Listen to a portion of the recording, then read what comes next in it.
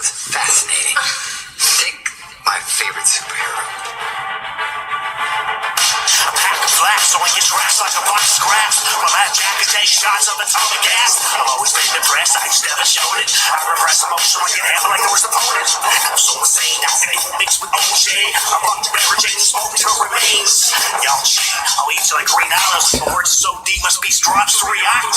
Goddamn, I spit venom, you just some late prancer. Villain to move the game, no prayers answered. I'm blowing up, straight up, became an answer. Taking over stock industries and Wayne Manor. A bar spitting asshole with rude manners. Bitch on the alter ego to Bruce Banner. Out and about.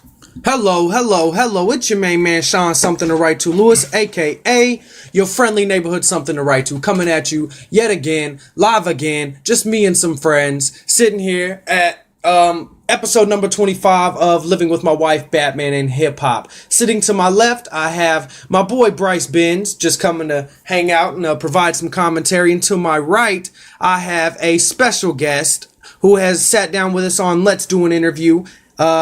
Not sure the episode, but I know you guys only got a taste of it due to camera malfunctions and shit like that. But Mr. Had Enough, Brandon Young, coming at us, local hip-hop artist, man, and horror fanatic, comic book appreciator, you know.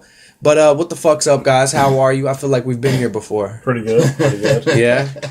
Yeah, man. We actually just ran this same fucking little piece, man, but got a phone call, so I had to cut out real quick and rerun this whole thing.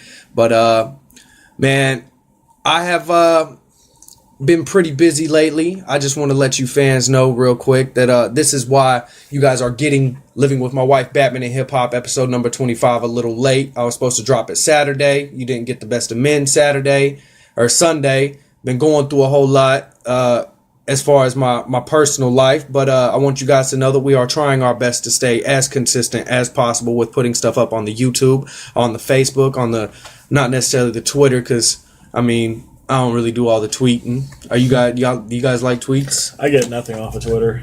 Like, I don't see how you can get it to boom, as the kids say. It doesn't work for me. No, I haven't been able to figure it out either. So I don't feel like there's I don't know, enough following there unless you're already established celebrity. Yeah. That's basically how it works. Like, I know what I've noticed. Yeah, like I know Kevin Smith, man, that's what he fucks with the hardest, man. I see him on Facebook every now and then. You guys know who Kevin Smith is, correct? Yes, yeah. Okay, cool. Just making sure we're blowing Kevin here, because that's my fucking guy. Yeah. But I notice he gets a lot of love, man, but really where I've been getting love, I mean, with as small as I am nothing. I am minute. But Facebook, man, that's where I've been getting love. Mm-hmm. So, I don't know. What about you, man? Talk to me. Pretty much the same. Yep. Definitely. All right, man. So, I was just talking to you about this, so we're going to run it back. I'm going to make you holla at me about this again. I'm going to go ahead and have you plug and promote your upcoming tour. Yeah. Which is a big deal. You just dropped your album, Nihilist, correct? Tell me a little bit more about that album, since they only got part 2 of, you know, our interview to begin with. Tell me some more about that album. Okay. I'll ask you some weird-ass questions about that. And then also, I want to know, like I said, all about that fucking tour. Yeah. But first, let's talk about that album, Nihilist, man. Okay. Yeah, I put it out on October 13th, Friday the 13th. Yeah, I mean, it was just an album I have been working on since this month last year. And it was, I started writing for it, lost my grandmother, and then a buddy of mine died and was killed in a car accident, drunk driver. Actually, the person that killed her just now got convicted. So that was kind of a long process, and name was John Halata, and he was like he was basically Tulsa's rock star. He was Tulsa's like Dimebag Darrell. Really? I mean, he was a vocalist, he was a guitarist, songwriter, amazing guy. And, he died in surgery on Christmas Day.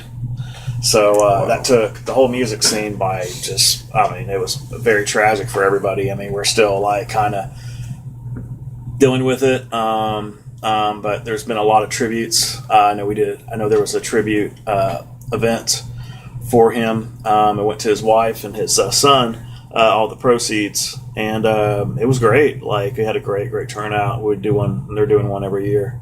So just kind of keeping his legacy alive. But yeah, man, that was a big hit. So we kind of so ending 2016 was just kind of like a 2-month funeral for me. So that's kind of what inspired the album. But it talks about different stuff. It talks about, cynicism, narcissism, other stuff like, relationships and that kind of thing. So there's even a song called Alternative Facts. Talks about social media and just kind of how it's not reality. And that was probably one of the favorites as far as like fans and other people who reviewed the album or heard it. So that's basically it. It was an album I put together and spent a lot of time on it, and then dedicated the last 3 months of to just promoting the release show and all that. So just finally, now that it's out, I'm still promoting it though. Once a record's out, you usually I'm giving it to like the end of the year. It's like, continue promoting it until I start working on new material. So right on.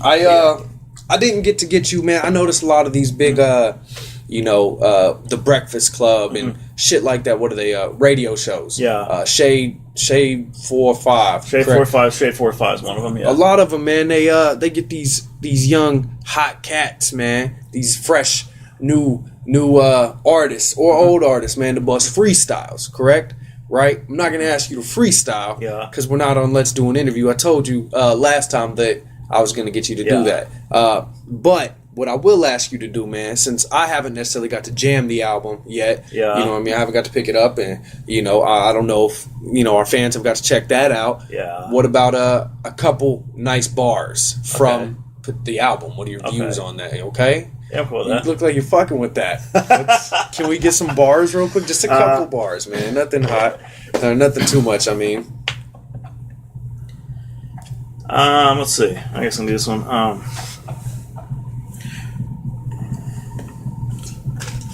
have to think about which one I want to use, though. That's fine. Can I ask you a few questions while you browse? Yeah. All right, man. Real quick. Like I said, we're gonna talk about everything in regards to your upcoming tour and all that good shit.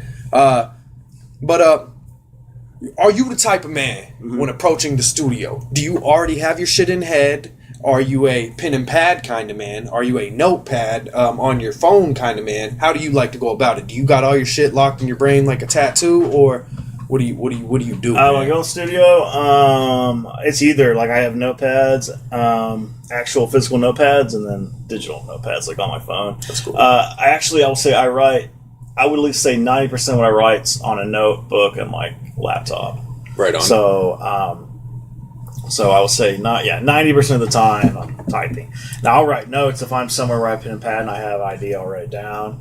But if I'm out and about, I might write a line I have an idea for, like in my phone. But like the final draft ends up on a document on my laptop. So that's cool. Do you memorize your shit? Depends. 90% of the time when I memorize something, I mean, obviously I have to get memorized for me to do a music video or to perform it live.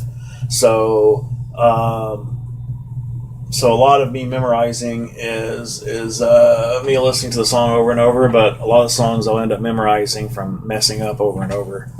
Once you have to do the half a verse like over and over again, it sticks to you. So that's helped me remember. There's a lot of songs I had memorized right off the bat, and that was just from having to re-record it over and over. That's so routine, basically, unintentional routine. I can dig that, man. I can dig that. Bars, okay. Did you select something from? Yes, I did. Okay. We were talking about alternative facts. I think that'd probably be since we're on the internet. Why not? Let me see. I guess I got to think about which verse I'll probably use. Probably the second verse. Here's one. It goes. Fuck your text, bitch. We sat next to you all evening. God forbid you speak to an actual human being. You add ears and snouts on your IG and Facebook. It's like you don't even like how your real life face looks. She's not single. She's just taking a break. Her and that fuckboy will date again at a later date. It's just a disease. Adults throwing shit fits. I hope your attention whores choke on those dick pics. I want to murder weak rappers who tag me in posts. Guilt trip me, listen to I want to murder weak rappers who tag me in posts, guilt trip me to listen to weak beats and whack flows. I'll put Facebook thugs in real tight headlocks. I don't even give a fuck if all the feds watch. The news feeds where all the love and peace stops. Snitches now come in the form of a public screenshot. Dear Morpheus, what was the color of that last pill? We paid the price for advancement and it was a bad deal. Yes. That's my favorite verse. So. I like that. I love the Matrix reference. Because we are definite. We are geeks here. So right on, there you have it, live and direct. Where can they cop the album, man? Pretty much anywhere. It's on iTunes. It's on Spotify, Amazon, Geezer, which I just discovered that just from looking at all the platforms that our distribution's on. I'm trying to think what else. iHeartRadio, which is basically just like it's just like Pandora. But I always push the iTunes to Spotify because those are the two main spots. I know everyone's a Spotify user, so you can download it from there, stream it, what have you, and then or you can just buy it from iTunes, Apple Music, Google Play for Android users. Hell yeah. Just anywhere, man. Any website you can Google anywhere where you can get music. My label Muga Music, we're partners with Sony Orchard, which from what I understand, I believe it's Orchard Enterprises. Sony bought them out, and so that's why it's kind of that's why we usually refer it to as Sony/Orchard, but it's Orchard Enterprises, and they're like the second biggest distribution company in the industry. They're right next to Universal.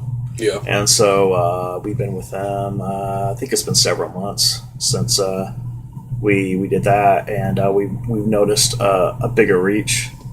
Yeah. And and also for anyone that doesn't know, and this is actually really good information for independent artists, because there's actually artists I look up to, but I get really disappointed when I find out they don't know this information. But the only reason I know this is because my managers talked to actual record executives on the West Coast, and they've told them. You have, for distribution, you have TuneCore, CD Baby, which CD Baby is the most used one, and then there's Kid Distro. And that's something you can find on the website. You can pay like $100, put out a single, put out an album, and then it goes on iTunes, Spotify, and all that, which is cool.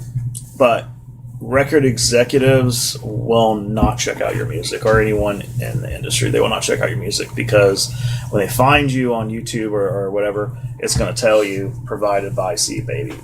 Most record executives, from what I was told, will not even, because they won't take, because in most cases they don't take the artist seriously, because they're saying, well, they're just using a distribution that's accessible to anybody. But now the difference with Orchard is because it's exclusive. You kind of have to have a co-signer, and to get on with something like Orchard or Universal. So and plus with that is you get sent to more platforms, and it's on more servers. Yeah. So you're on a larger platform. Now you get paid a little bit. You wait a little bit longer. The reports are always behind. They wait a lot longer to get paid. CD Baby and TuneCore tends to pay you a little sooner and stuff like that. So that's the only difference. But Orchard takes a little bit longer, and there's a certain amount that you wait on. But it's one of those things. And we've gotten contact from record executives that are following Muga and following me and the other artists on the label. Yeah. And it's just because of, so that's kind of something to, so that's why I try to tell people, like, that's it's cool that we have stuff like CD Baby and TuneCore, but just keep in mind that it's kind of means to an end. So I don't know if a lot of people know that or so forth, but I figured just a little Easter egg I could throw in there. So one of the biggest issues with the music business, especially with up-and-coming artists, is there's a lot of things they don't know, and there's a lot of misconceptions.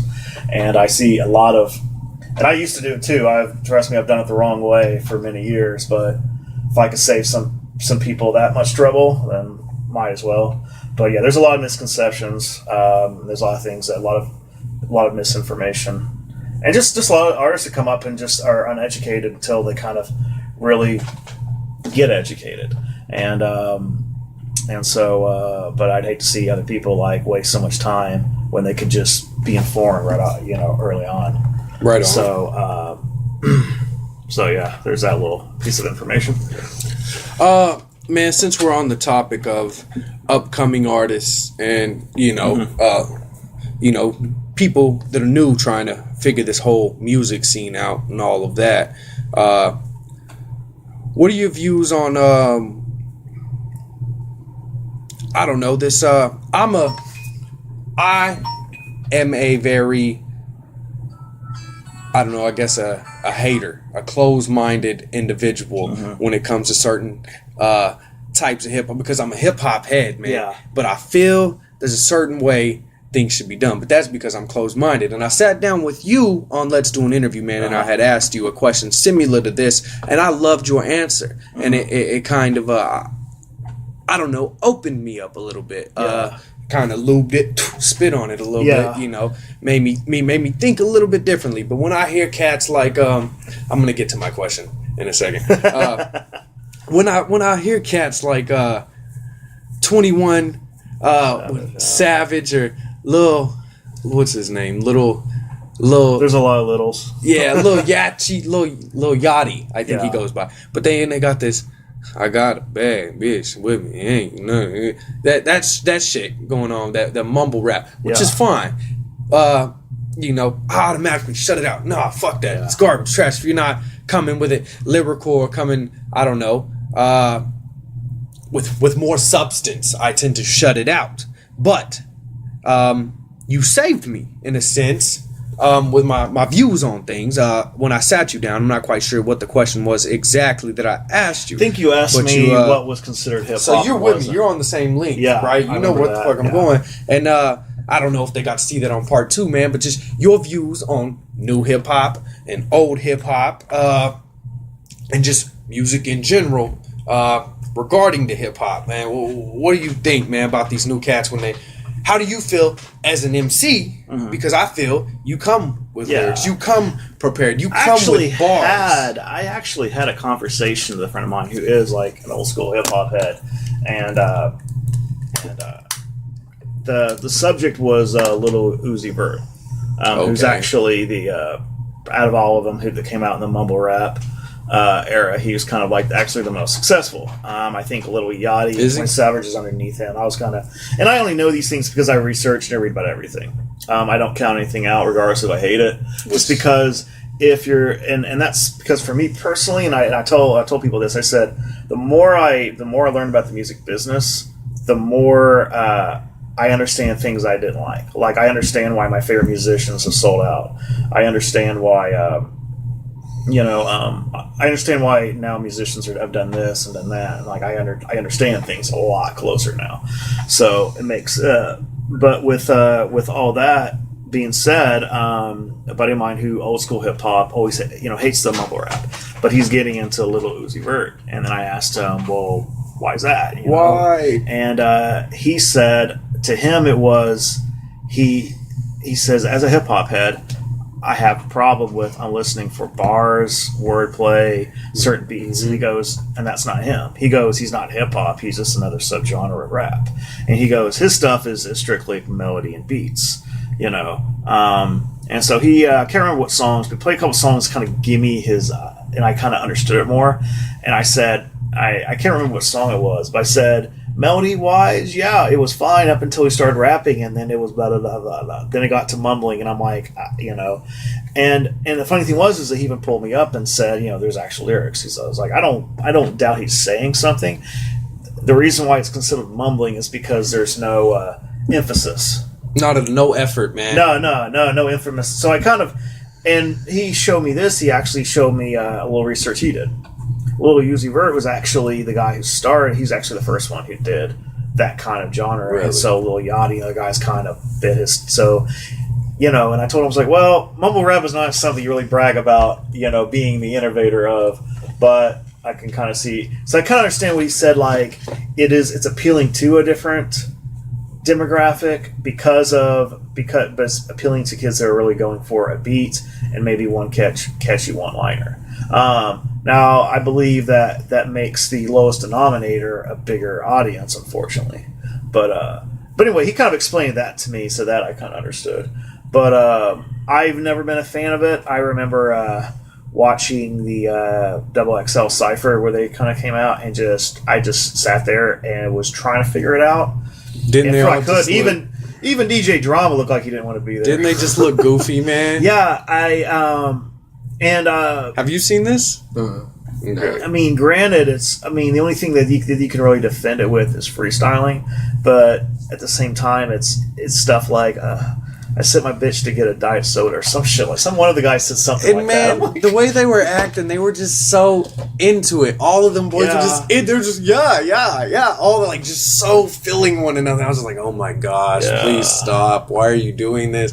But I mean, and for me, it's just like my I guess quote unquote hate, which I don't really call it like really hate because I feel like hate's a strong word, but I guess my disapproval of it is the point where I don't get it. Like I even people who told me they like Kodak Black, I gave him a shot, and I just couldn't do it. He's got great beats though. I'll give him that. Okay. But that's not really him and I don't think he produces his own beats. So But I can't. I hate to say that I don't like an artist's voice because it's not like something you can really do about it. Right. It's kind of like my voice. It's like it's just like it's your voice. You can't really do a whole lot about it. But it's just the same thing. It's a lack of emphasis. Like I to a point where it's just impossible to listen to. But what I'm noticing about the mumble rap, and here's kind of I think how it kind of got to the platform it did. It's how do I put this? I wouldn't say it's a troll grind in a way. It's more like get people mad grind because if you see any interview with Kodak Black, he's literally talking like a 3-year-old who just learned to talk. Okay, and I think he does that on purpose. it's the same with that boy Designer. I watched him. He's gone. I don't know. He disappeared. I watched. You an don't interview with hear about him man. anymore. His thing was sound effects. He wouldn't talk. He would just make sound effects. Little Yachty, he would do freestyles where he'd keep messing up, and then stuff like that. And then of course he would bash on old school. And so I think that was part of his. I don't know if that was just something he said because he got sick of people bashing him for not being true to hip hop, or it was just something because they're all signed. Who's the dude with the red beads in his hair? That would be Yachty. I hate Okay. to say that I know which one that is, but No, when you do- there's a it's reason. just like people say, for someone who doesn't like mumble rap, I you was- sure know a lot about it. But I was actually- you kind of have to know. To me, It's your like, job to know that Yeah. shit, though. You gotta be on hip hop politics, man. Know your enemy. I Yeah, guess. But, I'm just here to be. I've decided, man. With doing this podcast, shit, yes, it's about comics and all Yeah. of that, but there's also that and hip hop on just to plug Yeah. living with my wife, Batman, and hip hop. So there's also that and hip hop, and I have decided that no matter am I smoking you out? No. Okay. Let's get hot. I have decided that on this particular podcast, no matter who I bring on, I am going to be this podcast, Charlemagne the God. Are you guys aware of who he is? He's Yes. He hates everybody's shit. He's a hater. So I've decided to be that guy. Okay, so I'm going to tell you, I was watching an episode of Breakfast Club, and I don't watch it like that. I know it's weird because I just plugged Charlemagne the God, and I've mentioned Breakfast Club now twice. It's just when I do look at some interviews, and I watch that in Shade 4-5 quite a bit when I do look into it. But, man, Charlemagne brought up the point, Lil Yachty, correct? I call him Lil Yachty. Little Yachty. Brought up the point, man, that he's been voted that year's, or maybe it's this year, I think it was this year's wackest rapper. Yeah. And like, I don't know, being a dude that like used to spend time on my craft as far as MCing, and it meant the world to me, and I know you can relate. I know you understand. Like, that was my world. I spend my heart is in this, my tears, everything, my whole mental. This is gonna be the illest shit because this is all me, I couldn't sit there and take something like that. He just did his little giggle because that's what these new guys do. He reacted because he says you're the poster boy of, and he was like because he was waiting on a compliment, and he said wackest rapper, and he went Yeah, like so, and then he didn't really have. It was the same thing with Kodak Black. He came to Breakfast Club in a ski mask and barely talked the whole time. That was weird. That was. Dude. Actually, Breakfast Club, if I'm not mistaken, they said that was their most awkward interview ever. I It was awkward. So, but But yeah, move this incense. I Because I really think feel they're, like I'm smoking you guys out. So I think that's really how they got to. I think that's really where their fame platform came from, was just pissing social media off it and basically targeting for people who like us who grew up on hip hop and we see this shit. Do you feel like that's their fucking mission, dude? If it is, I'm pissed and I'm fighting. I don't think. I don't know. Something tells me Not it's physically more because I'm a weenie. Yeah, I think it's more of the labels behind them. I think there's a marketing campaign because the thing is I don't know these guys personally, so I don't really know. I don't even know what their intelligent level really is, or you know, it's kind of hard to tell what's smoking mirrors and what isn't when it comes to especially like Hollywood and the music industry, because like good example, there's a lot of artists like in the mainstream or whatever. Like a lot of people look at someone like Lil Wayne as someone who's just dumb because of how he is with internet. But he's been to college and everything, correct? I don't know. He dropped out of school really young. I think Birdman picked him up at a really young age. I don't even know. Dropped out when he was 11 or whatever. Yeah. I did some research on Wayne. But I'm pretty sure he went to college and everything, and went to, whenever that happened, he got sent to a private school and shit like that. Like, yeah. Birdman really put into that kid, and so he's not as. It makes me feel like maybe he's not as grimy as he claims. And there's always this image you have to put up for marketing, but. Yes. Wayne, like people like Lil Wayne, and then I'm thinking there's another example, an even better example. Let's see, I'm trying to think of who I'm thinking of. It's the guy who had 2 Chainz. Like 2 Chainz is known for making dumbed down music, but if you watch him in an interview, he's like a smart motherfucker. Like, and he got some funny bars. Yeah, I enjoy. But he'll go into like conspiracy shit, but he'll like make sense with it. I would love to see him and Charlemagne because it would just be like logic left to right. Yeah. So a lot of these guys who make dumbed down music, a lot of them actually are educated, but they're real smart marketers. They know how to market their music correctly, obviously, because you see how successful they are. And that's kind of where my mind, as far as concentrate on the music and marketing edge of it, it's because when you're independent, you kind of have to have that. You kind of have to know how to market yourself and know it works. So I tend to like ignore if I like their music or not, if I dislike their music, and pay attention to more like how they got to that platform or what's working for them. Right on. But as far as the mumble rap thing, I definitely feel it's how do I put this? I think this is probably the best example I could get it. It's the musical version of Donald Trump. Wow. It's to get people. It's to get people pissed off, so people will talk. And really, that's what I mean. And it really here's where I know it started. It started. You remember 50 Tyson? I've heard of the dude. 50 Tyson was a kid who blew up on YouTube because he had some type of Down syndrome. Okay, he was rapping. He had his phone. He did a selfie video in the bathroom of him rapping. And the kid, like, he had Down syndrome or whatever. He was actually the original mumble rapper, which I actually think Master P actually started that genre, but I can say that from their conversation. That's a theory my bass player came up with, and the more I looked into it, the more I realized that we got to get into that in a second. Yeah, but no, when it came to the internet, that's kind of what he was, and then so many people were clowning on him that he ended up getting more views, and he went viral, and then he ended up getting.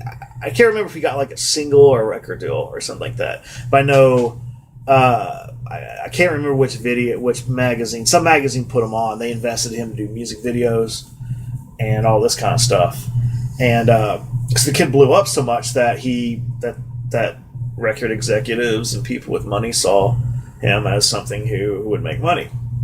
So Lil B definitely did that as well because he was literally making fun of what rap was doing, and people took him seriously. So Lil B is a legend. He's an MC, probably the best hip hop artist known to man. I'm playing. Well, what's surprising about Lil B is that he was on a back when Double XL had good ciphers. I think it was him. I'm trying to think who he was with. Was Kendrick on it? Yeah, it was Kendrick. It was Yellow Wolf. And Lil B killed it. Like, he surprisingly came with something real solid. And when I did more research on him, he found out that he actually had solid, good songs. They were just kind of buried, and he kind of used the generic, awful songs just to get views, to get people talking about him. That was kind of his like climb, but he was just another person that kind of fell off.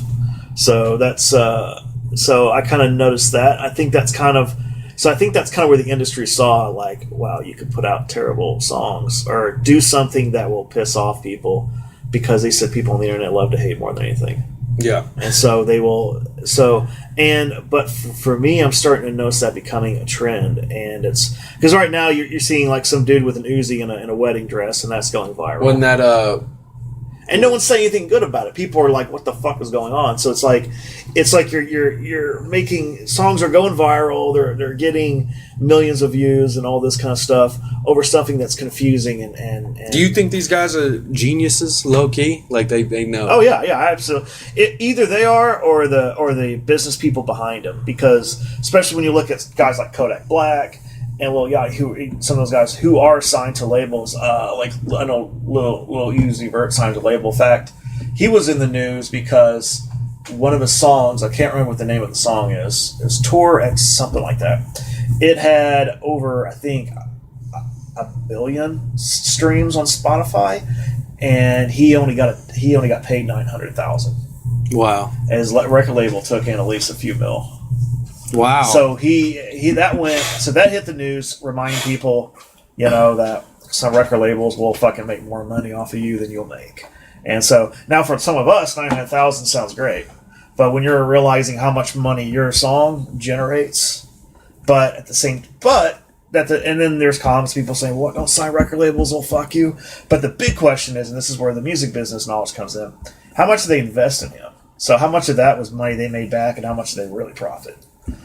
Because to make Little Uzi go from nothing to famous, unfortunately one of the biggest rappers right now, you got to think about how much online marketing they use, how many magazines they pay to get them in. Yeah. So, because a lot of it is pay. I come across that a lot. Payola is a big thing.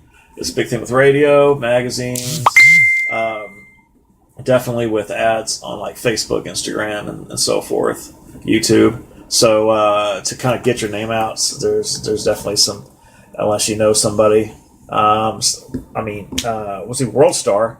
You can get a video on World Star if you got $700. That's all? Yeah, they'll put it front page or something like that. 700, probably more than that. And they get views. I might plug some Geek World. So it's kind of the big question is like, did the label really profit off that, or how much of that was money they finally made back? But then Kid's been having good, successful singles.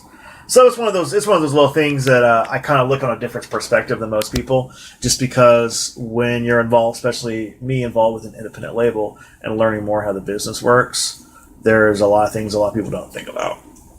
So there's that little piece of right on. We went down the. I think we took the. I'm completely going to fuck up this reference, but I don't remember which pill Morpheus he gives Neo to go down the rabbit hole. But we went down that hole. We took that pill just now. On that question, we just journeyed down the rabbit hole. Okay, I remember. The blue pill is where you just pretend like none of it ever. Just continue to live in the Matrix. The red pill is where you go down the rabbit hole. Do you guys feel like, now this is for both of you, Yeah. there is a third man here, Mr. Bryce Bands. My bad, me and Brandon here have been... Yeah, back and forth. But do you guys feel you could handle the other pill? You guys feel you could go down that rabbit hole and take that journey? Say we're in the Matrix world now. That's where we're going with things, okay? We were on hip-hop. Now we're over here on Batman. That's what we're doing. Could you guys do that shit? I probably would. I just out of definitely curiosity. would. Right. Just out of curiosity, I probably would, because... I'd have to unplug, man. Yeah. I'd have to. That's what happened, right? They unplug and they're in, right? They're in the real world. Yeah. I'd have to unplug. Yeah. Because the type of man I am, I couldn't, even though the blue pill, I guess, makes you forget, correct? I believe so. Yeah. I just couldn't. Blue pill, you forget. That's what he said. Because he wakes up and go back. you wake up in your bed like none of this ever happened or some shit. The type of man I am in that very moment, I couldn't handle it because I don't know. I'd get to thinking about my wife, my kid, my mother, everything. I'd just be like, man, I can't do this. I can't pass up this opportunity to truly understand the meaning of all things, the reason I'm here, why I'm here. I don't know. I'm weird like that. My morals, they wouldn't allow me to deny that opportunity. I'd have to be like, even if it's fucking Satan right there, I'd have to be like, Let's get metal, dude. Let's fucking get metal. You know what I'm saying? Real quick, I heard you talk about a dime bag. Yeah. You were referencing. Yeah. You a Pantera fan, Yes. guys? Because that's Hell my yeah. favorite fucking metal band. So let's talk about some Pantera. Been to? Have you ever been to Dimebag? It's Dimebag and Paul's strip club in Dallas, I have Texas. not. I do Called not the Clubhouse. frequent strip clubs. I my strip club journeys were bad. I'll tell you one real quick. Real quick, is that Okay, cool? I'm listening. Yeah. Okay, that's what you do. You tell We go. stories. I mean, they're not bad in the sense of negative shit. Like I got thrown out, but like this was in my early days, kids. Keep in mind, Yeah. I do not sanction this any longer. Though people that I frequent with in life tend to journey down the path of partying and having a good time. Shouts out to you individuals. Me, I am a man of comic books, my wife's vagina, and my son. So, that is where I am now. But, I guess one thing leads to another in that factor. does that not add up to you guys, what I've said? It adds up to me. I keep in a- getting in a this weird look fashion. from Brandon, like, what the fuck is wrong with this dude? Anyway, okay, strip club journey, man. Was on some coke, okay, drunk as fuck. I shouldn't do coke and drink. I feel like it outweighed. Not telling you guys, we're just not going to talk about Yeah. recipes for how to be fun. Anyway, I find myself in the strip club sitting next to my boy Boogie and my boy AR. These are nicknames, okay? So anyway, we're in there. I'm chilling. My boy Boog, he's high on coke, drinking. He ends up talking to some random Mexican dude that don't speak any English, and they're just fucking hitting it off without, like, understanding what each other's saying. And they're just, hey, I don't know what the fuck's going on with them, but they're really hitting it off on some weird shit. You know, my boy AR, he's over here getting some lap dance love, normal shit. Next thing you know, they look away. I'm up at the stage. There's this bitch with a big ass in front of me, and I'm smacking the fuck out of her ass, just fucked off. She's telling me to slap her shit. I don't do good at strip clubs. My wife wouldn't approve of me at the strip club because of the way I get. I'm a horny individual. I Yeah. prefer to attack, tame. Yeah. You know, I'm weird. So that was my story. Not as, amazing as you guys would have expected. But it was cool when it happened. I was in there. I was psh, psh, psh. I thought I was shit. It was very exciting Yeah. for me. So anyway, strip club, Yeah. Dimebag and Benny. Well, I remember it being talked about before. Some people have told me about it, and so the last couple times I went to Dallas on a trip, I had to check it out. And what it was when Pantera played shows, because Texas is where they're from.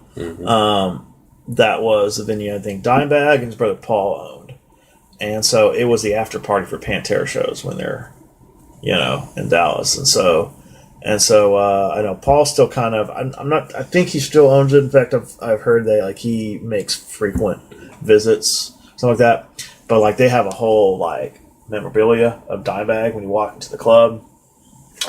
Every now and then they'll have Pantera Hour. They'll play Walk or Domination. I think the craziest shit I saw there was it was someone's birthday, and so they basically just did some spanked him, dress on some S&M type shit, playing Domination, which was perfect to me.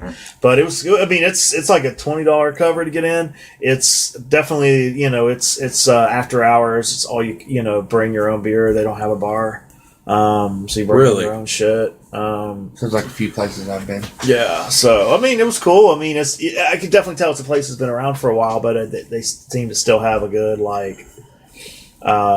they still kind of have it happening. So, it was interesting. I mean, it was just something I wanted to check out because I heard he opened a strip club out there. So, it was just one of those things you had to see for yourself. I've been to his grave in Arlington. I went there Right last on. time. So, That's something I wanted to do when I was in Dallas. Yeah. Was good journey over, but I didn't get to because I had to work. I was out there doing some steel work or some shit, and working every day. I didn't get to make it, but that's awesome. You mentioned Domination. Mm-hmm. That song contains, to me, the best breakdown of all time within metal. It fucking when I hear it, I feel like I'm journeying into a fucking war by myself, and I'm not scared at all. I'm about to fucking destroy shit. So I love that shit. Pantera, as I said, is my favorite metal band of all fucking time. They are amazing. But, it sucks. They're not, around any longer. Yeah. But, that was my shit. I've spent a lot of time headbanging drastically and violently to their music. Yeah. So, I don't know. You guys said you fucking liked them, so Yeah. just seeing what you guys got to say about it. Am I an odd individual? Yeah. I'm gonna plead the fifth on that one. Yeah. Right on. Well, I don't know, man. Back on some, I guess some hip hop. I'm a huge fan of lyrics with substance, man. Who are some artists you feel? As a matter of fact, let's start it like this. What substance in a song appeals to you most? To your inner soul, to your inner human? What substance do you prefer to hear in music? Man, really personal shit. Like, I guess it kind of depends. Yeah, to me, the more personal, the better. Real quick, Yeah. not to cut you off, because like I said, I've listened to your shit, Yeah. man, and there's some songs that I appreciate Yeah. by you, because you discuss topics in which I relate to, such as it's not anti-social, is it? Yeah. Yes. Okay. So that one, I prefer that. I like that a lot. I like you because I am a fan and a viewer. I guess I don't know. I am a listener of your music. Yeah. Therefore, I feel I get the privilege of saying this is how I prefer Had Enough, or Yeah. this is how I prefer Had Enough. Makes sense. So anyway, I like that Had Enough. That Had Enough to me, it resonates within my soul. It lets me know I'm not the only one going through some shit. Yeah, True. true. And then B, man, it's just it appeals to me. I prefer, I guess I don't want to say, but the darker, I prefer the struggle in music. I like to hear about the pain. It goes to my fucking entertainment in general. Comic books, I need that shit. I need their lives to suck. Yeah. I need Spider-Man to be dealing with Aunt May, having to lie to her, Green Goblin about to fucking kill his family and figure out his identity. Yeah. I need my Batman struggling with alcoholism and PTSD. I prefer darkness. It's because that is where I feel most at home, because within my own personal life, I have a lot of problems. So that song in particular, Antisocial, resonates with me like a motherfucker. So when you say you definitely need that personal shit, I agree. Yeah. I feel that.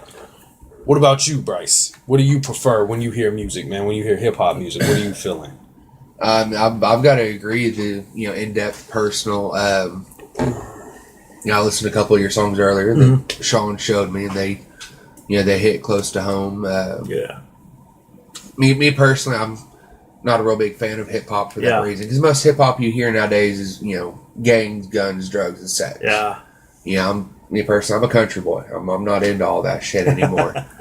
There are a few artists out there. You now, by the way. There's another group, I believe, from London, England, somewhere in that area. Fucking journeying called out there. Bars and Melody, that I just recently found out about a month ago, and a couple younger kids. And literally, that's all that their lyrics are about is the struggles of life, stuff that they've been through. And that's what I like to listen to, because that's what I can relate to. Yeah. I agree. It's all about being able to relate to me personally. I love to, as I stated to you, man, I like to feel like I'm not alone. Yeah. You understand? Because a lot of times in life... It's always, I think that's the goal. Yeah, definitely. Yeah. A lot of times in life, you feel alone as a human, man. You feel like you're by yourself. You feel like you're separated from every other individual, which we are all different, but... sometimes it's cool to not be as different, man, and just fit in, So, I don't know where I'm going with this, but, just saying, like, definitely it's all about just being able to feel like you can relate to somebody, man. But, I don't know. I like those English rappers, man. I don't know any of them off head, but, where they get that little flow on, Tim Westwood's where it's at. I like him a lot. I like that guy. He's not a rapper, but he's a good radio dude. Speaking of out of the country, what's it called? Out of the out of this country, fucking with people from out of this country, you have a feature with somebody from out of the country. Would you like to talk about that? Because you told me a really cool story out on my porch. Yeah, we did Let's Do it's an actually interview. actually have updated information since we talked about that. Sweet. On Nihilist, there's a song called "A Rose in Winter," and it's a collaboration between me and an artist called Dislowski, who is from Kenya, which, for anyone who doesn't know, is a country inside, I believe it's East Africa. Right. How this came about was he had contacted me about a collaboration. He'd been following Muga Music for a while, and I guess I was the artist he kind of had his eyes on. He goes, "I like to do a song," and so I was like, "Cool." And so and it wasn't until the last minute I put it on the record. And the reason I did was because he ended up saying, "Hey, I have a few contacts, in my city where for like TV and some DJs, radio, club DJs and stuff like that." So he kind of formulated this PR campaign, which is a terminology we kind of use in the business. And it's just like, I'll let you know how we need to submit it, and then I'll send it to a DJ, and he sent me screenshots of the conversation with the DJ, just to tell me what he needs me to collect on my end and what he'll do on his end. And so we ended up investing together just recently for some of probably the bigger TV spots, because like in order for you to get priority, kind of have to sling a little bit of money, because you get a bunch of people, especially musicians, trying to get on. So it'll get you. So he says, I want us to be able to.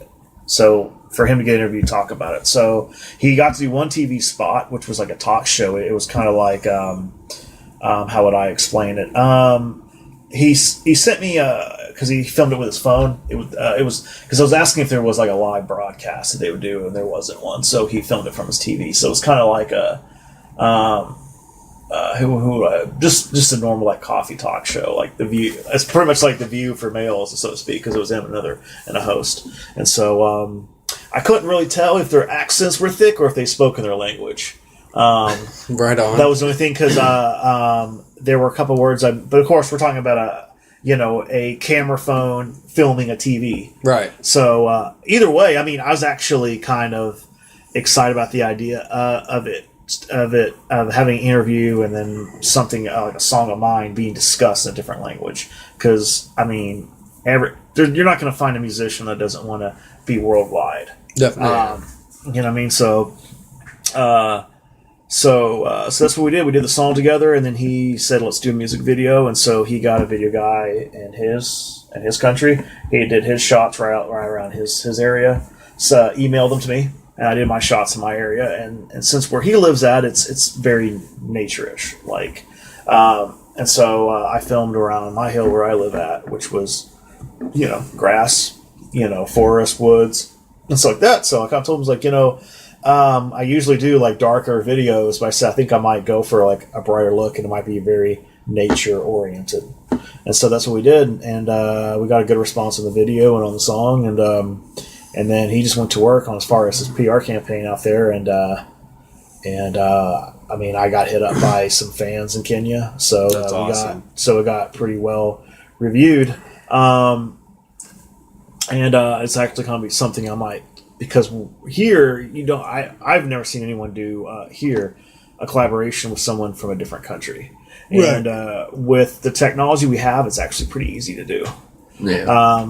And a lot of people don't know it's that easy. So it's just, I don't know, man. It's just you and someone else meshing brains together. But I know I'm working on reaching out to later on down the line to do collaborations with other MCs. I know me and my manager were talking about reaching out to someone in Germany, and one in I know Germany was the main spot. I think one in Japan as well. So there'll be different concept songs, something that will probably work for both cultures. But that's kind of what we're kind of on the brink of doing, because I think it's fucking dope. So yeah, that is. So yeah, that's how that kind of works. So definitely a tradition I'm going to continue. It's awesome, man. Yeah. I'd love to see more. What was how'd you guys communicate, man? Through typing? Did you guys talk? He just messaged me on Facebook, and we just communicated in that way. That's pretty fucking awesome, man. Yeah. And you said you guys are getting play out there? Yeah, it's going real well as far as that goes. That's cool, man. So worldwide then. Yeah. Set that right there, and then hit the blue button. Let's go live on this. On you only? Put it sideways so you can get all of us. Just whatever. Yeah, that works. Just whatever. Cute. This one? Yep. So what that was is Brandon just handed me his phone, so I had to do a little bit of videoing for him. Yeah. But no, man, that's dope. Worldwide. That's yeah. pretty amazing, and that's a big step. Yeah, and trying to think what else. But yeah, man, it was really cool. It was a nice little challenge because one of my main video guys, he goes by the name of Jay Wampus, he did the video for No Loyalty. So he did that video, and then of course he did Rose and Winter, and then he did the video for Trash Talk. And so usually every time we get together, I mean, because I kind of like to have the director's chair and stuff like that. But that's just because I just have crazy ideas. Fuck it. Anyway, so what we so with this one, me having footage already, and then saying here's what we got, and then so he said, let's just try to match the cinematography that his video guy has and stuff like that. No, So that's pretty fucking fascinating, Yeah. man. And the video with you and man from Kenya. Yeah. What's his name? Dislowski. Dislowski. Yeah. It blended very well. Yeah, I thought so. Yeah. They looked like the same scenery, kind of. Like Yeah, you guys that were was in that was fucking the location. main. So, But we're talking about a scenery that's in Kenya. It's all that's in Africa, and then you've got and then you got here in Tulsa where I live at. So I was just I spent a lot of time focusing on his scenery and says let's blend it where it goes together, and so that's what we did, man. And man, he's a good kid, man. He's a student. Really? And he just has a lot of he's just trying to get his name out, but also kid has a good heart and a good head on his shoulders, because he told me he's just like, he's was trying to get my name out there and stuff like that. And that's what I'm trying to do here, like I did with this song, because I said I told him, I was like, man, I'm not famous for nothing, but I have a pretty decent platform, so enough people kind of hear you. And I said, if there's anything I could say about, I probably can't say it for America as a whole, but I know where I'm at. A lot of people are, especially in Tulsa, a lot of people I know like culture. And they're very interested in something different, especially someone and I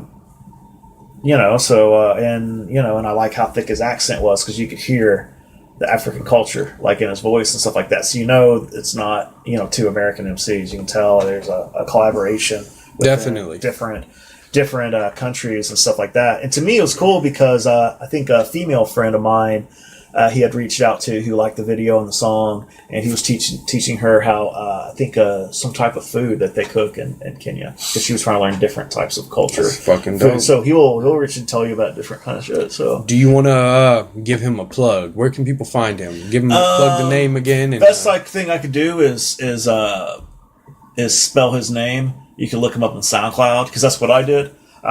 Because it took me a few weeks before I came up with the song that we were going to do.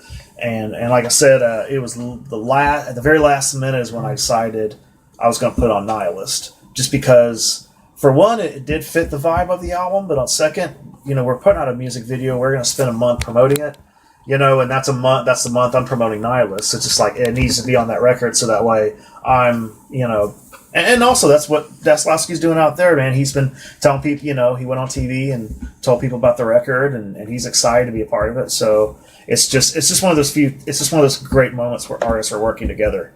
You don't get that very much. Definitely. I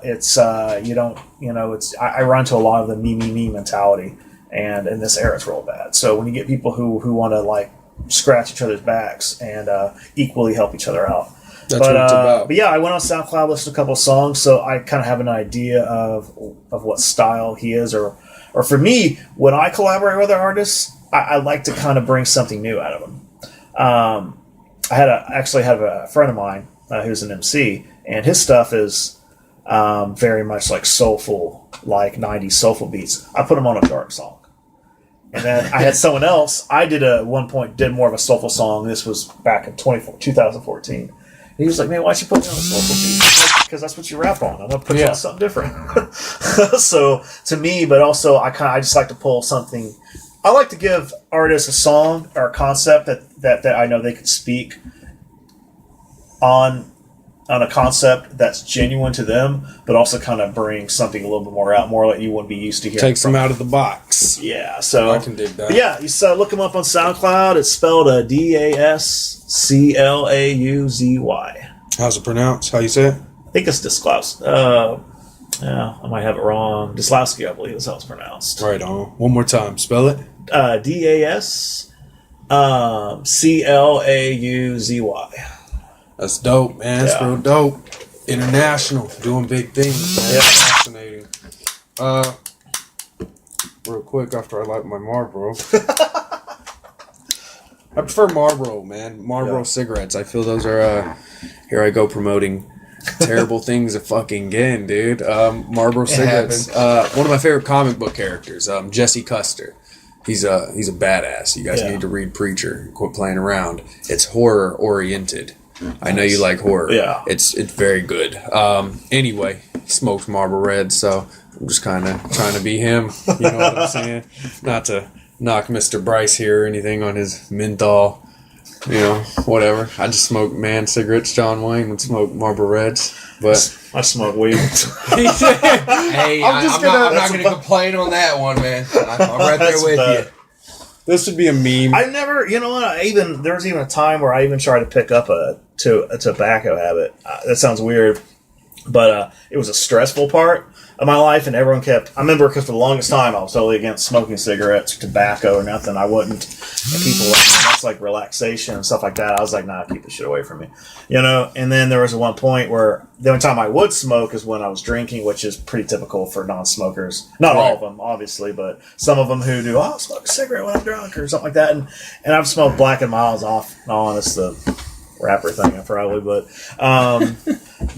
so I do that, but I'd always wake up the next day with like this pain, like right here, Really? or right here, like for something like it's the next morning. It's my tobacco gives me like a physical hangover or something like that, something like that, and it's not like good. Something completely serious. I think it's just my body rejects it, and even when I was stressful, so I went and bought a pack, and I think after like half a cigarette, I was like. I didn't want another one. I was just like, nah. And that's good. And then a buddy, and then I went to a friend's house, and he was like talking about how he's dying to get paid. He's like, wait on my paycheck because I can buy a pack of cigarettes, dude, and I'm dying and all this stuff. And I'm like, and then I was like, well, I have a pack I was gonna smoke, but I'm obviously not meant to be a smoker, so you can have it. He acted like a kid who's been starving for the past 5 years, and I gave him a fucking steak. He was just like, oh my God, thank you. You're welcome.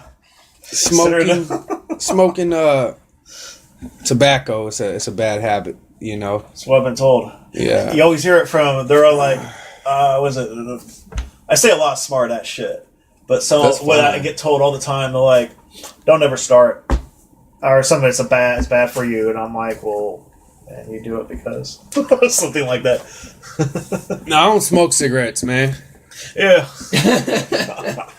Smoking is terrible for you. Yeah. But I almost wish that they weren't getting this angle. Your camera. I'm talking about the camera for those of you that are just listening. They were getting this angle. Yeah. Here, and you were here, so that way they could see the backdrop. It'd be more preferable.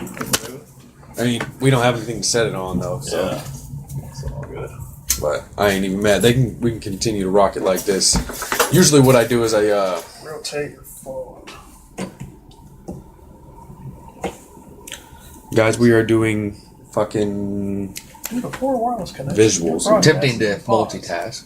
Or just get it on you and make sure you guys get that just some of the nerdiness. That's what I prefer. This is the normal. Just show them. You know. Hello, we are at Geek World Network headquarters, Titans Tower, just doing our thing. I just wanted them to see the good shit. Right. Real quick, instead of my purple curtain that my wife has hung up. Now, if you want me to put it back there, I can. But to whatever. Yeah. Or just drop it on the ground. That works too. But man, let me talk to you about some horror. Okay. Let's go there. Freddy Krueger. Yeah. Has stuck with me since I was a child. Freddy Now you're a true horror fan. Yes. I've been creeping, been watching your Facebook. I told you earlier, he's a stalker. Even since you left, since the last Let's Do an interview, because I like to stay up on my shit. I got to know who I'm dealing with and stuff like that, such as guys like you bringing you in to talk and do interviews and shit. You're somebody to be known, or does that make sense? Yeah. So yeah, man, I see you're watching a lot of classic. Well, it is October, so it's Halloween season. So my and I know I'm not the only one that probably has like this type of routine, but I try to make it every night. Watch a classic one or discover a new one. Maybe I've missed out on, but yeah, I try to. Actually, recently, a buddy of mine and he's like a horror. He calls himself a horror snob. Okay. So like he's the guy that only likes to he doesn't like Rob Zombie or Eli Roth movies. Me and him will get into debates because I will defend Rob Zombie. Okay, thank you. To his films. I'm real straight up about it. I'll say what I think were the flaws, but also point out things I think are as being overlooked. My personal opinion, and people fucking flip their lid when I say this, I don't think Rob Zombie's ever made a shitty movie. And people look at me all fucked up when I say that. Now, each of his films have flaws, and they're I will say his worst movie. And I enjoyed it for what it was, but there were flaws in it. And the flaws were in that movie was Salem. Okay. Yes. And the thing about Salem, and this is what because I got in debates with people saying it was a terrible movie and all this stuff, and I said, plot wise, yeah, and like dialogue, because Rob Zombie's actually really good at writing dialogue. If he has a little bit more experience under his belt, like he'd be great for writing for like John Woo films as far as dialogue. But I sense a lot of Tarantino influence in his dialogue, definitely, especially in Devil Rejects. Devil Rejects will always be his best one. Yes, and I think House of Thousand Corpses is like his second best. I like 31 for what it is, but I did notice the ending does kind of leave something to be desired. But I like 31 for what it was. Salem was him showcasing influences by Stanley Kubrick. It's all cinematography, like the lighting, the angles, the visuals of it, symbolism. That's what the whole movie was really his vision. But I also think it was his vision of hell. So I think the whole imagery, and a lot of times, and there might be more. I actually kind of want to watch it a second time. I want to watch it a second time and kind of get a different ideal of it. But if I'm not mistaken, Rob Zombie is the only heavy metal musician I know that's actually got into filmmaking. I know Marilyn Manson's done acting, but I don't know anyone who's actually got into directing. What's his name? The dude from Slipknot, Corey Taylor. He's not making horror flicks, but he just directed a somewhat of a superhero flick. It's not though. It's kind of. No, I didn't know that. It's I'm he just made called Cop Down or something like that, and it's real corny. Starts out with a cop eating puss or some shit. It's like cop eating pussy. It's a real yeah. It's like a fucking, what is it, man? It's an action film, so it's gonna be real corny. It's like is it out yet? I've never heard of this. It's fucking out, man. Bryce, real quick, facts check. Corey Taylor, look up the name of the film because we're on that topic. Wow, but okay, it's real like because I follow. Ever since Slipknot originally came out in like '99, I believe. Is that the year? That's when the first album came out. I have no fucking idea. Yeah, it was '99. It was either 99 or 2000 when they came out with their first self-titled album. Like, I've been an avid follower, and I was one of the few people who never disliked any album they put out. I enjoy them. I am a new fan because actually. And here's the thing: this is what not a lot of music fans. I guess it depends on the person, but I read everything on the internet, so I hate seeing bands and artists get criticized for taking a new direction. I don't want to see The only band that I know of in history that I don't think ever got criticized for experimenting with their style was Red Hot Chili Peppers. I feel like the majority, but also they're just great musicians. Yes. So they could do country. I don't think anyone would disapprove. They just have that magicalness to them, I guess. But yeah, no, I've always disagreed with anyone that kind of said they sold out or something like that, because I like their self-entitled album. I love Iowa, but I did not want the third or fourth album to sound like Iowa. I want, because here's the thing about making a record, and I think when you're not a musician that doesn't really that's not involved in that craft, there's probably certain things you don't think about, because many times, because as musicians we're fans first. But I think some music fans are just music fans. They grow to love an artist or love a band because of a certain record that got introduced, or a certain song that got introduced to them.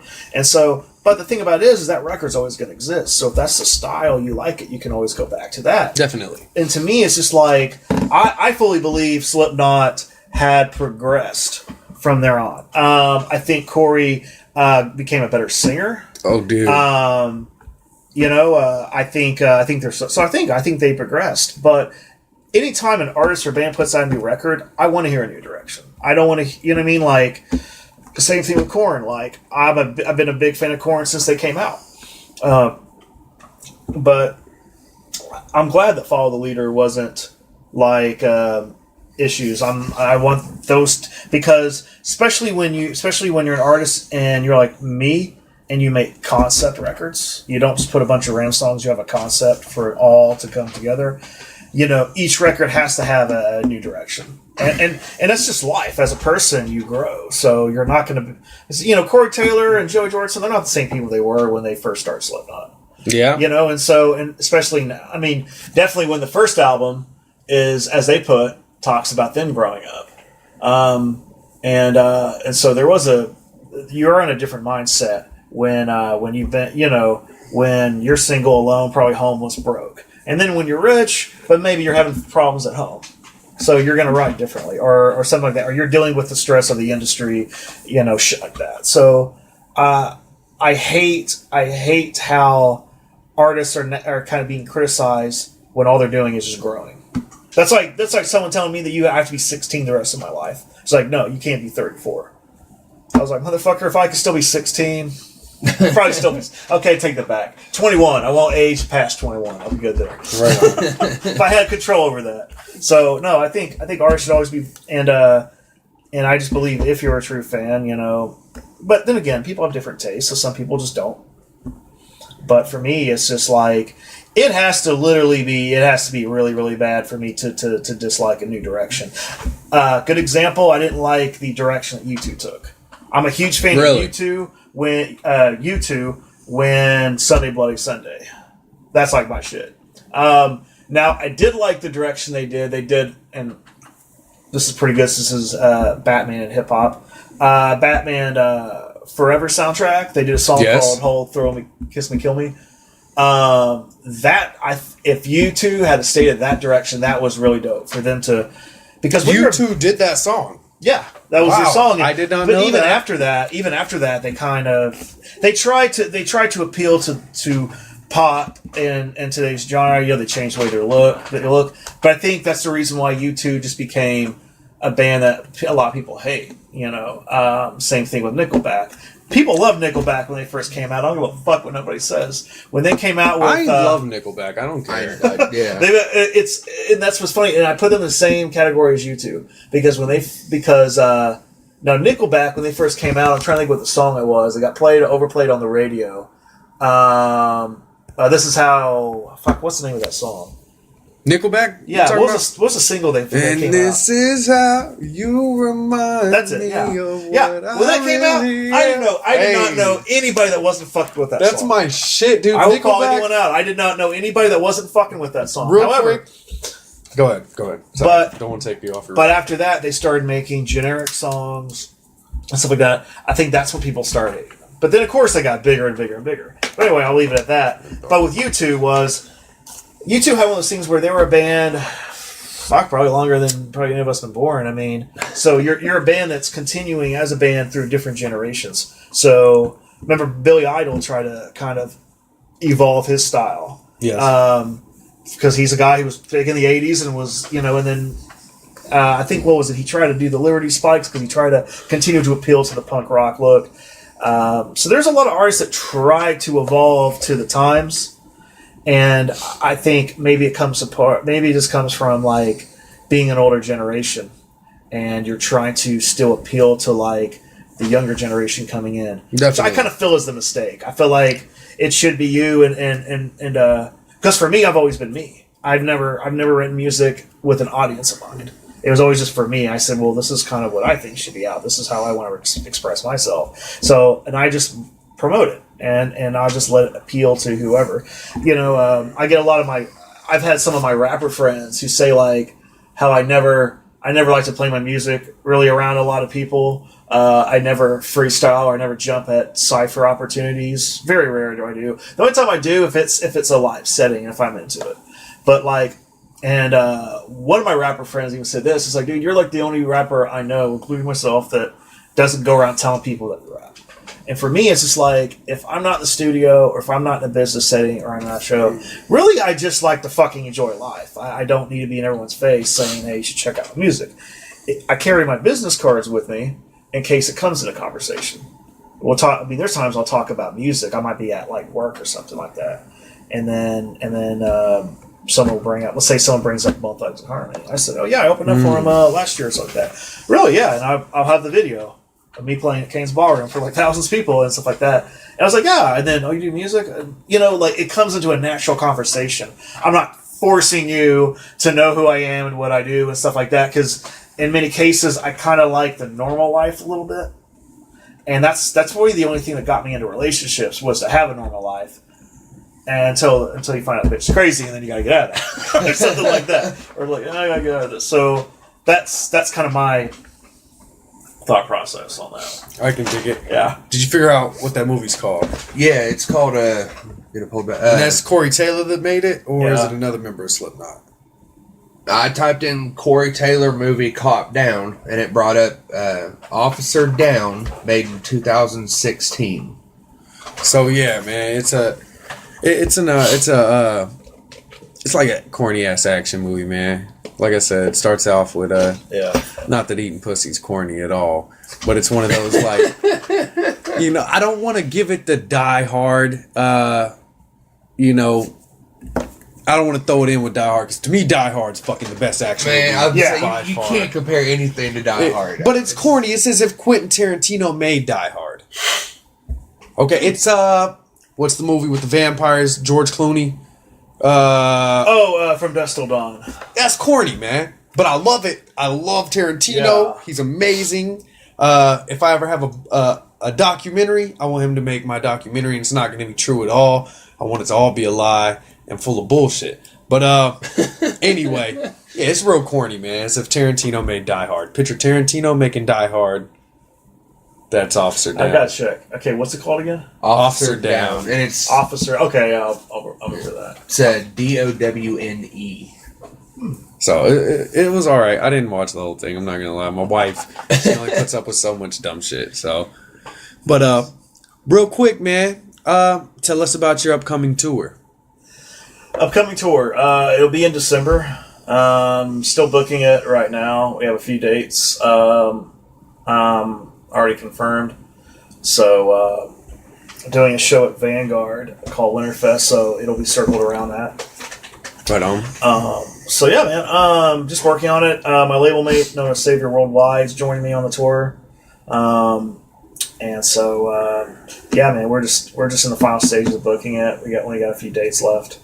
So, but it's gonna be real cool. So I'm pretty excited to kind of get back out. And I did a tour at Texas with Stinky Gringos, which is on our label as well. And so we did a week, and that was in May. And then before that, we did a real brief Midwest tour, and last December. And so yeah, it's kind of like just to kind of end the year out. Definitely, year out, man. Well, gentlemen, this has been a very appealing show. I have enjoyed myself. Have you guys enjoyed yourselves? I want to thank you guys for coming and sitting down with us here on Living with My Wife, Batman and Hip Hop. Real quick, do you have anything else you want to plug, man, before we wrap it up? I would check out the label. It's moogamusic.net. Definitely. We're rebuilding our online store. So as far as me and the other artists on the label, you can purchase our merchandise online. Trying to think what else. Yeah, we have that. Like I said, Nihilus is out. I mean, you can listen to it on Spotify. You can download it on iTunes. We have physical CDs available as well. I mean, you can order that too through the website. And yeah, man, that's basically it. I'll have some pretty cool shit going on within 2018. Just still hammering out details, but. Do you want to plug your Facebook, your any of that good shit? Oh man, that's Had Enough 918. It's the Facebook. YouTube's Had Enough 91. Really, you could Google Had Enough 918. You'd be able to pull up all the social media stuff. So. Definitely, man. Definitely. Well, I really appreciate you coming and hanging with us. Yeah. Bryce, I appreciate you sitting in with us. We're actually going to possibly, depending on what's going on, I got to call the wife, but record another episode. If not that, we'll be sitting down with Bryce a little later. Uh-huh. But I'd love to have you come back anytime and every time, man. I know you're a busy ass man and got a lot of shit going on. So I just appreciate you taking the time to sit down with us, man, and do the whole Geek World Network thing, man. I appreciate it. But Brandon Had Enough Young, Bryce Benz, I'm Sean Something to Write to Lewis, aka your friendly neighborhood Something to Write to, and this has been Living with My Wife, Batman and Hip Hop, episode number 25. And thank you guys for tuning in. Stay classy, Comicaster kiddos.